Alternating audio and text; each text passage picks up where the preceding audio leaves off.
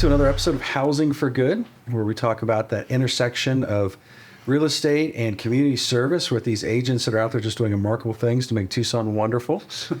And I don't like that you laughed at that part. That's not the funny part. So we're with Tracy Castell. He was a real estate agent, but I understand also you just got a promotion of sorts, did you? Yeah. I'm now the managing broker, the on-site managing broker here at Keller Williams. Okay. So how long have you been in the business then? This hasn't been that long of a career. No, I've been in the business. I've been licensed for going on 6 years. Okay. And active probably 4, going on 5. Okay. And just having a lot of fun. Yeah, excuse me while I adjust the microphone here. I know when we first met, we met before your real estate career, but when we first met as professionals in the real estate industry, I was very impressed with your methodical approach. You were like goal-driven, checklist-driven. That's my personality. That's for sure. On the DISC profile, I score very high on a C. So which C is for checklist? Is it? Yeah, C for checklist. Perfect. Perfect.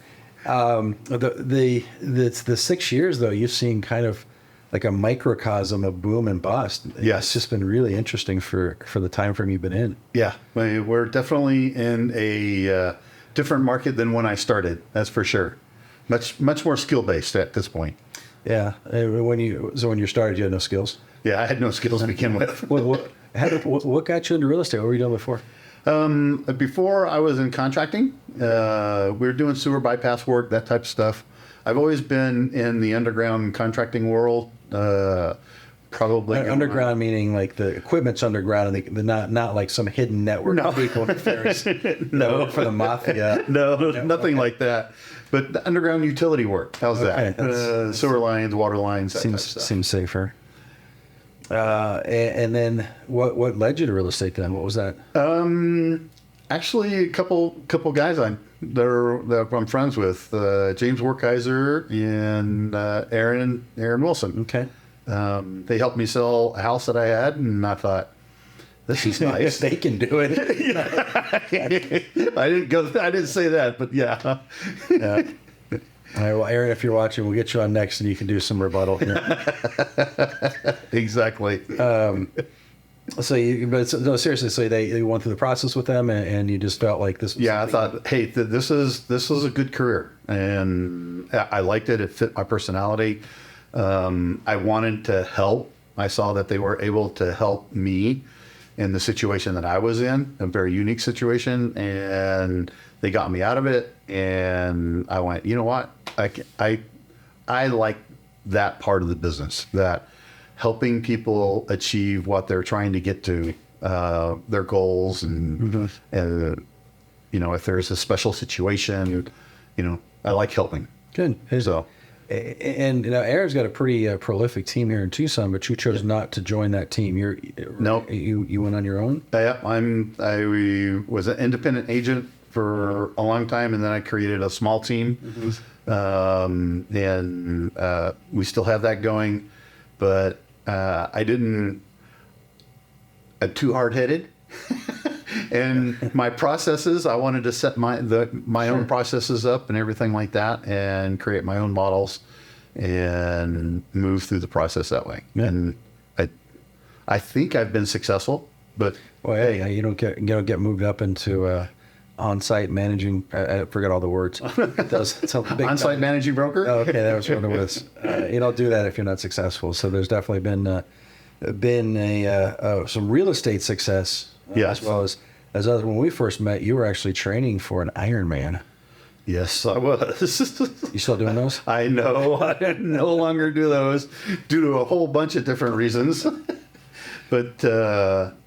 Is that kind of like a goal-oriented thing? Like, I want to do this? Very goal-oriented. I mean, in order to do that type of long-distance activity, you have to train for an Ironman for almost a solid year. You're going to do it.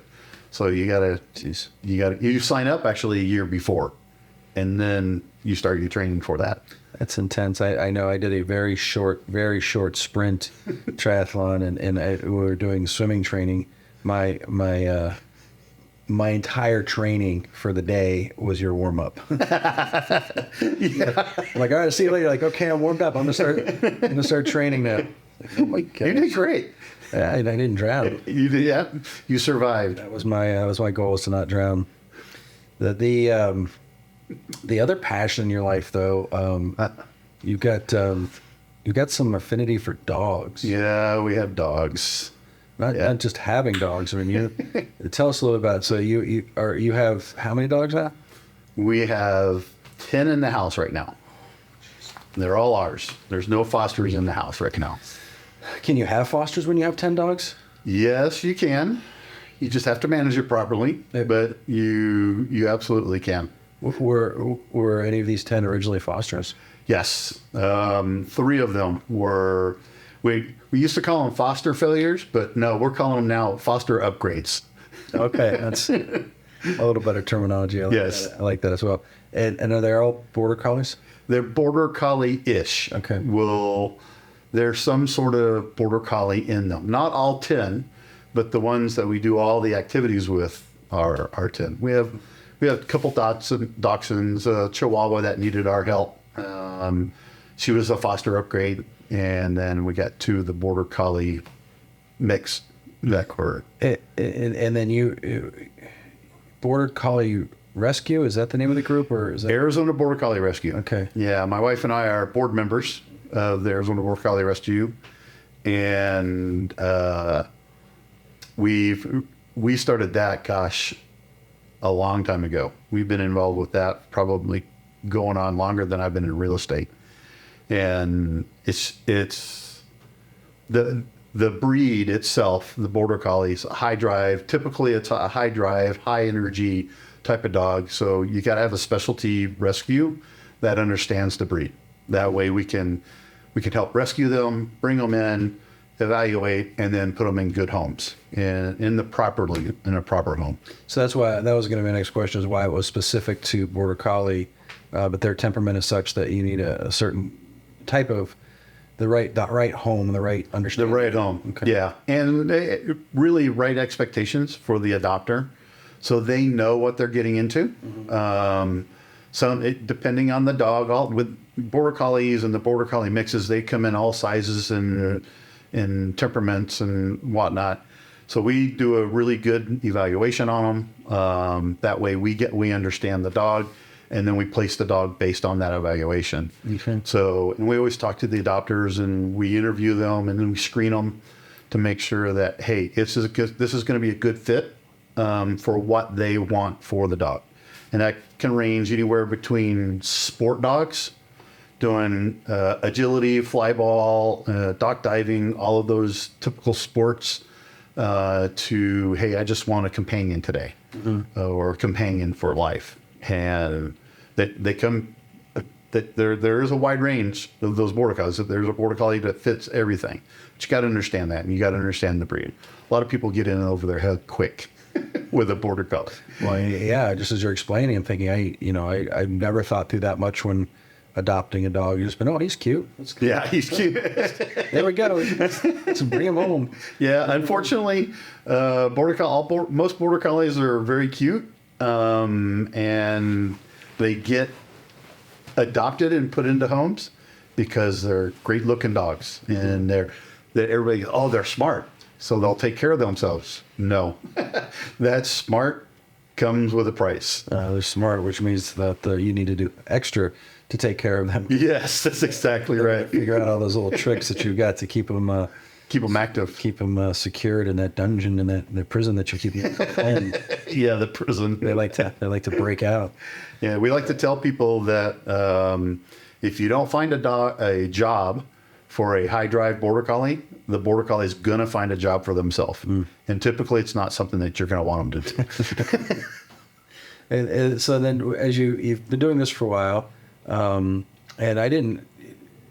When you met Carrie, your wife Carrie, was she involved with this, or? No, we got into it at the same time. Okay. She at the time I had an Aussie, which we still have, Cornelia. We call her Corn Dog. She's 14 now. She was my companion dog. She would go running with me, and we'd go out on the trail together. Carrie would come with us, and then she's, yeah, I need a dog that can do that. She had the dachshunds. She had the smaller dogs. And one popped up, believe it or not, in a Malinois rescue, and that was Onyx. She popped up to be available, and Carrie fell in love with the picture. We went and met the dog, we met the trainers, and we adopted her. And that we call those two Cornelia, Corn Dog, and Onyx. They're the OGs. They're the ones that started it all.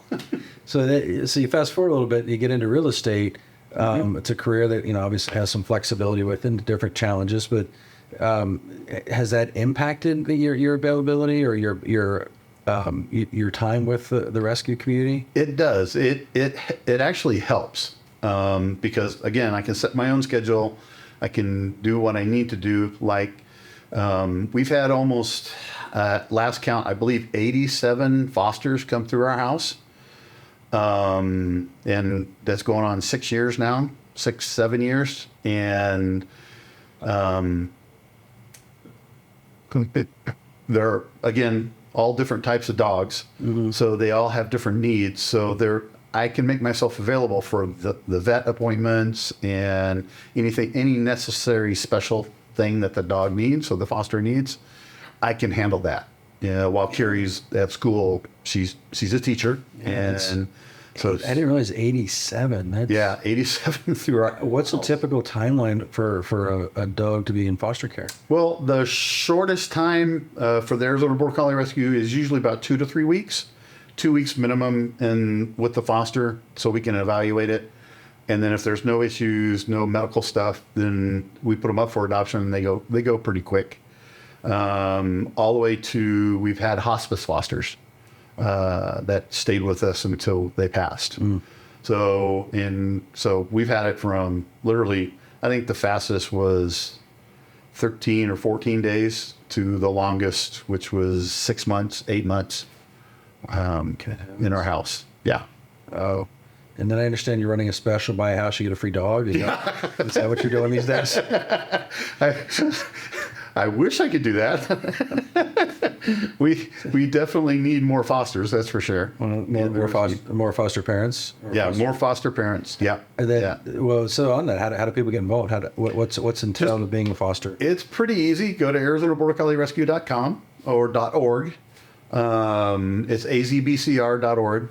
Click on it, and then, hey, I want to become a foster parent, and click on the application, fill it out. We'll contact you, do a home evaluation, talk to you about what's things to expect with fostering, and see if it's a fit for you, and see if it's something that you like. And what kind of guidance to someone? I mean, that's going to be extremely emotionally challenging. It is. When you have dogs come into your life, that my wife and I, we cry every time we get a dog adopted. And even sitting here thinking about, like, the last dog that we had, it drives emotions in me now.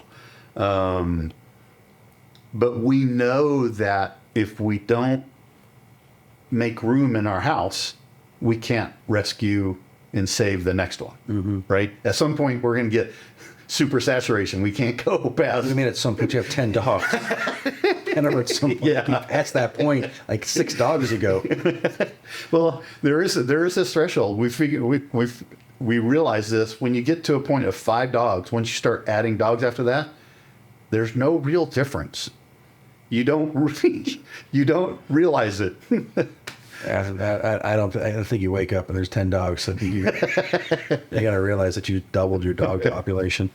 But I would imagine the vetting process helps people go through that. Yes. And understand if they're the right fit. Yeah. Because not everyone has the flexible schedule. I mean, you don't have to have a. No, you don't have to have a flexible schedule to do this at all. You might need to do 87, but adopting and fostering. Do a lot of fosters end up as adopters? Yes. Again, we call it foster failing or foster upgrading. You get a dog in, and it's happened to us, right?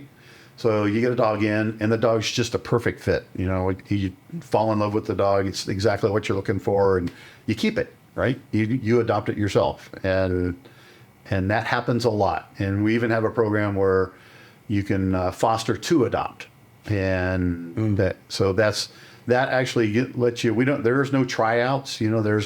But that's the only tryout program that we do have. If a foster to adopt with the Arizona Border Collie Rescue. Well, and I think that makes sense given what you've talked about with the temperament of the dogs and that connection with their human companion. Yes. So I used to call them owners, and my dog got really upset with me. It says, No, "You are my companion." Exactly. All right. I talked to my dog this morning. So you've been in real estate for 6 years. You've made some significant strides. You've been in the Border Collie Rescue community for longer than that. Do you find yourself working with dog owners and dog lovers on your real estate side? Is there There's always that connection, right? That you find someone that has a passion for dogs, and it helps, and because there's cat people and there's dog people, and then there's the people that have all kinds of animals and different. You make that connection, and when finding the perfect home for my client, those are all considerations, right? Where are you at now in life? What do you expect in life? And how are you going to grow? You're going to grow for kids and that type of stuff. We still have those conversations the same in real estate, but where we can add on, hey, what about dogs? Do you need a big yard? Do you need more room in the house? Is there a special dog room? Those kinds of things. Because once you get over 5, you won't even notice it. So. You won't even notice. Exactly right. Get to 5 and you're all set. And then that's when they walk out the door. There you go. Any upcoming events with the rescue community that we can... This will probably be airing in the fall. Some things coming up. You're in fundraisers? Do you do events? We do fundraisers and events. Most of them, we don't have anything planned right now. We used to have an event up in Flagstaff, but the contacts have gone away for that event. But we don't have anything planned right now. Okay. So just stay in touch with the website. The website and everything there. Going to keep an eye on it. Keep you informed on what's going on with the Arizona Border Collie Rescue. Mm-hmm. Well, Tracy Castell, one of these real estate agents making things happen in Tucson. I know it's a statewide organization, but yes. Your focus here in Tucson, and I think it's just really amazing to me when you start to look at the thousands of real estate agents in our community and how many of them have these passions that are just driving such good things within Tucson. And I'm really excited that we get to share some of these stories. Yeah, I appreciate you having me on. I really do. Right. Thank you for letting me have the forum. Oh, yeah. Yeah. All right. And then we'll see you at the next Ironman, right? No, that's off the list for a while. My knees won't let me do that anymore. I've heard once you do 5, you just don't even notice it anymore. Yeah, exactly.